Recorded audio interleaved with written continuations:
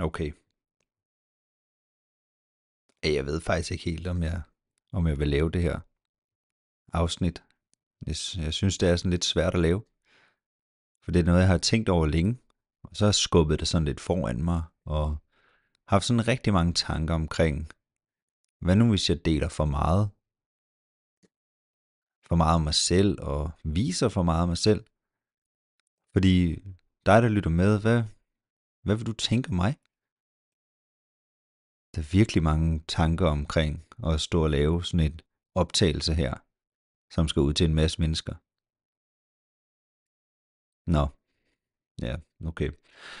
Jeg tænker lige at lave en kop kaffe, og så lad os gå i gang alligevel.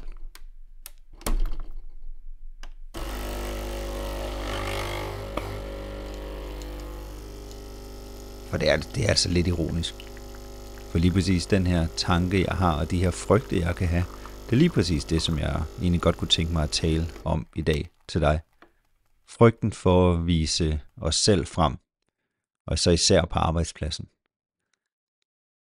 Der er mange af os, der skjuler sider af os selv for at passe ind.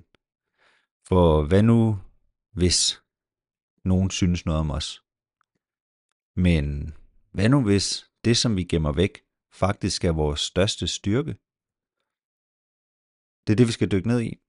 Og jeg vil prøve at besvare nogle spørgsmål omkring, hvorfor vi holder os selv tilbage. Jeg vil gøre det med noget teori, som jeg vil gennemgå sådan en basisviden omkring, og så kan du altid selv slå det op og se lidt mere om det. Hvad er det, det koster os at holde os selv tilbage? Og hvordan kan du og vi begynde at stå lidt stærkere i os selv? Velkommen til det her afsnit af Perspektivet. Det jeg har indledt med, det er lidt noget, som jeg kan høre og genkende. Jeg hører det hos dem, jeg taler med, hos mine klienter, men jeg kan også genkende det fra mig selv, ude på de arbejdspladser, jeg har været en del af. Den her tendens med at skjule vores autentiske jeg på arbejdspladsen, for at passe ind og for at kunne overleve en hel dag på arbejde og et langt arbejdsliv. Men hvorfor er det egentlig, at vi gør det? Hvorfor er det, at vi bruger så meget energi på ikke at være os selv? For det er det, vi gør. Vi bruger vildt meget energi på at være noget andet, end dem vi er. Af mange forskellige grunde, mange forskellige frygte. Men der er også nogle psykologiske og sociologiske teorier, som kan beskrive noget af det. Og jeg vil bare hoppe ud i det og prøve at fortælle dig omkring 3 forskellige teorier, som kan understøtte og forklare noget omkring den her tendens til at skjule vores største styrke. En af teorierne, det er en social tilpasningsteori, som er lavet af Solomon Asch, tror jeg nok han hedder. Det er i hvert fald sådan, jeg lige siger det. Som barn har han en oplevelse til et middagsselskab, og det handler om, at hans bedstemor, han sidder der som lille dreng og ser sin bedstemor skænke vin op til alle gæsterne. Og på et tidspunkt, så skænker hun et ekstra glas vin op. Og lille Solomon, han spørger hende, hvorfor gør du det? Hvem er det til? Og hun siger, det er til profeten. Og han undrer sig lidt. Han kan jo ikke se nogen, der skal drikke det her glas vin. Og så kommer hans bedstefar og siger, hold godt øje med glasset. Og han tænker, okay, men det kan jeg da godt gøre. Så han sidder hele aftenen og holder øje med det her glas. Og på et tidspunkt, så synes han alligevel, at han oplever, at der bliver lidt mindre i det her glas, selvom det bare står på bordet. Det han så undrer sig over, da han bliver voksen, det er, hvad skete der egentlig med det glas? Blev der mindre i, eller var han påvirket af sine bedsteforældres ord og deres tro på, at det her glas var til profeten, og at profeten nok skulle drikke af det? Derfor så valgte han at lave en række eksperimenter, hvor han havde en gruppe af forsøgspersoner, som skulle deltage i en gruppeopgave. Og det der var opgaven, det var, at de havde 2 stykker papir oppe på en tavle, og på den ene tavle, der var der 1 streg, og på den anden tavle var der 3 streger i forskellige længder. Det som de skulle vurdere, det var, hvilken streg fra det papir med 3 streger på, som ligesom var identisk med den ene streg på det andet papir. Det vil sige, de skulle egentlig bare vurdere, den ene streg, du kan se, hvilken af stregerne på det andet papir passer den til, hvad for en er samme længde. Solomon han havde så også inviteret en gruppe af skuespillere ind, og de vidste godt, hvad opgaven gik ud på. Og deres primære opgave, det var så at påvirke resultaterne, altså at påvirke svarene. Og de prøvede i forskellige rækkefølge, det var altid skuespillerne, der skulle svare først. Og i forskellige rækkefølge, så gav de enten de rigtige svar, eller et forkert svar. Og resultaterne viste, at der var en stor del af forsøgspersonerne, der også gav forkerte svar, selv når de tydeligt kunne se, at det ikke var korrekt. Altså man kunne sagtens se den her streg her, hvad for en den passede med. Og det demonstrerer egentlig, hvor stærkt sådan gruppepres det kan være, og hvordan mennesker de ofte vælger at tilpasse sig flertallet, selv når det strider lidt imod deres egen oplevelse af virksomheden. Det var faktisk sådan, at 23% af forsøgspersonerne, de svarede altid korrekt. Så 23%. 72%, de svarede korrekt det meste af tiden. Det vil sige, at de havde nogle enkelte svipser, men ellers så svarede de ellers altid rigtigt. Og 5%, de svarede altid forkert. Det vil sige, at de var rigtig påvirket af de andre. Og det her, det sker også ude på arbejdsmarkedet, ude på din arbejdsplads. For det betyder, at vi kan føle os presset af at holde vores egne meninger tilbage, eller måske endda ændre vores adfærd for frygten for at skille os ud. Hvis du vil se mere om det her eksperiment, så er der også nogle gode YouTube-videoer, som ligesom forklarer lidt omkring dem. Den anden teori, jeg vil snakke lidt om, det er en sociolog, der hedder Erving Goffman. Og han har egentlig lavet en bog, som hedder The Presentation of Self in Everyday Life. Og han har et godt billede på det her med, hvordan vi er i vores hverdag. Og han sammenligner mennesker med et skuespil. Fordi han siger, at vi konstant forsøger at kontrollere det indtryk, vi prøver at give til andre. Og derfor så siger han, at alle mennesker er på en teaterscene, hvor vi optræder forskelligt, afhængig af, hvem vi er sammen med. Og det kan du måske genkende fra dit privatliv, men måske mest af alt ude i arbejdslivet. Fordi det betyder, at vi ofte skal prøve at vise en sådan professionel facade, når vi er på arbejdet. Altså jeg ved ikke, hvor mange af jer, der lytter med, der ligesom tænker, nu er jeg bare hele mig på min arbejdsplads. Det er jo dejligt, hvis det sker, men måske er de fleste sådan et sted, hvor de tænker, jeg er også nødt til at agere professionelt. Og det siger Erving Goffman, at det er fordi, du er med i et teaterstykke. Det, der er problemet i det er, at den her facade, du putter på, den afspejler måske ikke helt det sande værdisæt, og de følelser, du har, eller de interesser, du egentlig har. Så begynder vi at filtrere, hvad vi siger, og hvordan vi agerer.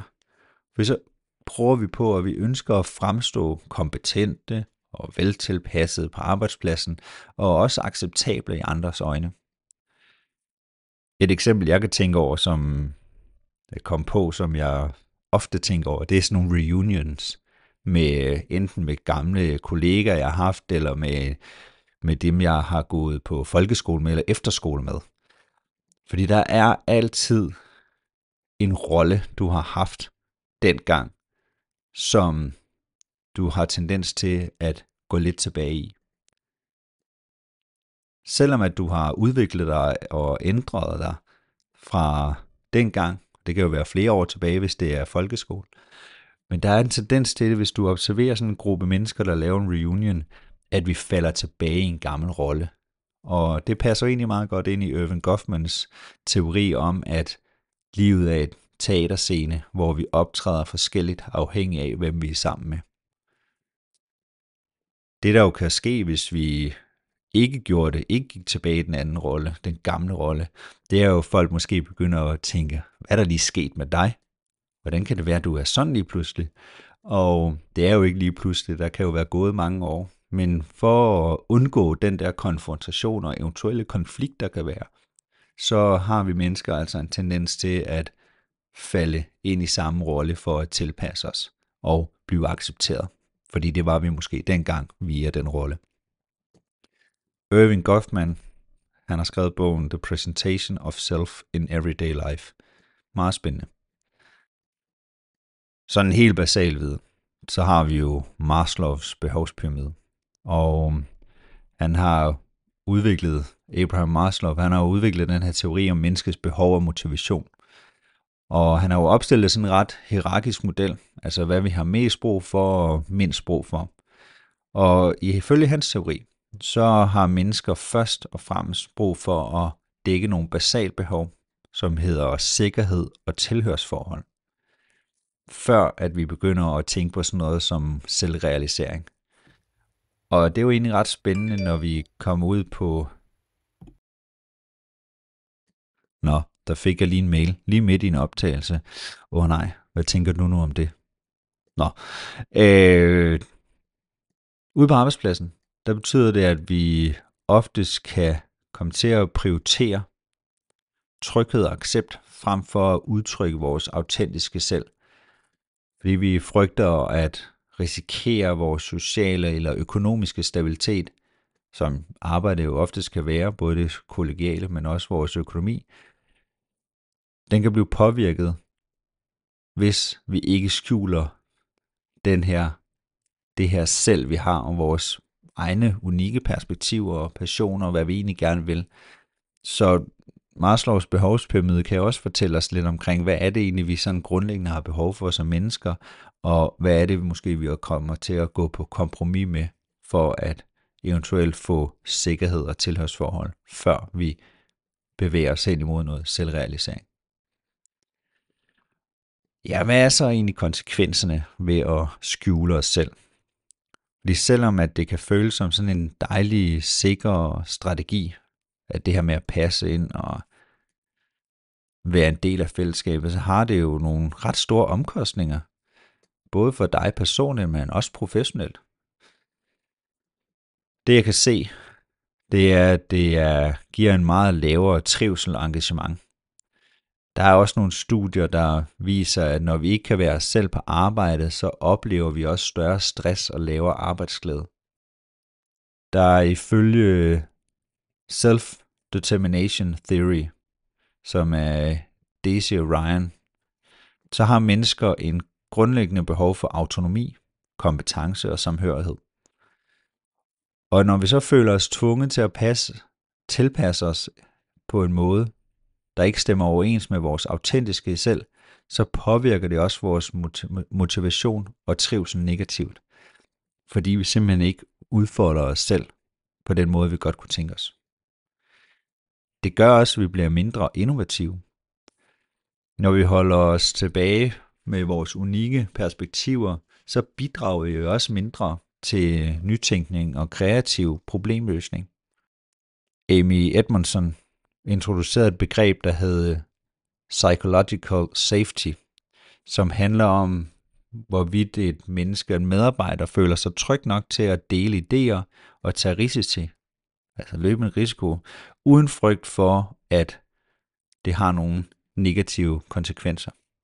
Og det kan vi have ret svært ved, når vi kommer til at skjule vores tanker og meninger. Fordi det gør også, at vi stopper os selv for hele den her innovative tilgang, vi kan have, og den vækst, det egentlig kunne medføre. Mennesker får også nogle meget overfladiske relationer. Dybe relationer er jo dannet af, at vi kender et andet menneske godt. Vi ved, hvad de indeholder. Men hvis du går der og skjuler, hvem du er, og ikke viser hele dig, så bliver det også sværere at skabe en dyb og meningsfuld forbindelse til dine kollegaer. Autenticitet, det skaber bare tillid. Og når vi ikke tør være os selv, så kan det også føre til relationer, der føles kunstigt overfladiske.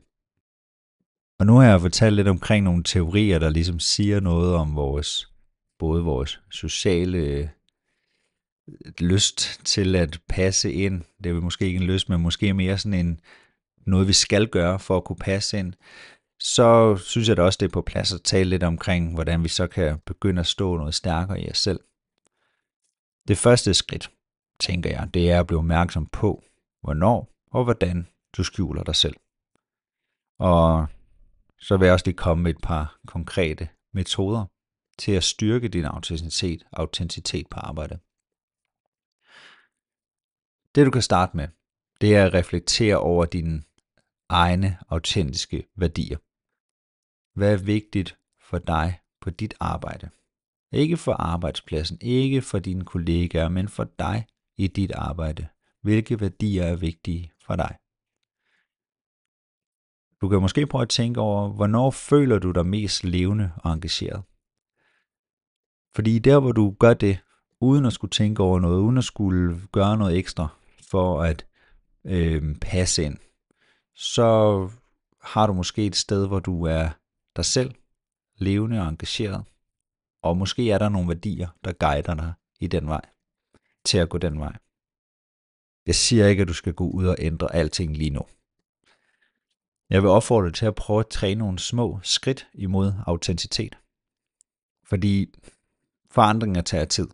Og den måde, du tilpasser dig på, har tilpasset dig på, det kræver også tid at ændre.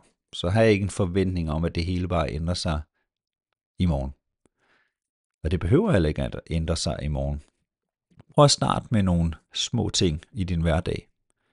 Og det kan jo være, at du kan prøve at finde en kollega, som du er tryg ved, og så prøv at dele en ærlig tanke over for dem. Når du siger en joke og prøver at være sjov, så prøv at stå ved, at det er din måde at være sjov på. Og så prøv at vise noget mere af din passion, når I har nogle møder. Simpelthen byde noget mere ind med din måde at tænke på, din kreative, innovative tankegang, som kan vise, at hvis I løste udfordringerne på arbejdspladsen på din måde, så vil de også få noget mere energi fra dig og noget mere passion for dig. Og så har jeg på det seneste, var jeg lige ved at sige, igennem mange år har jeg hørt mennesker, der er nået dertil, hvor de er nødt til at søge fællesskaber, der værdsætter dem.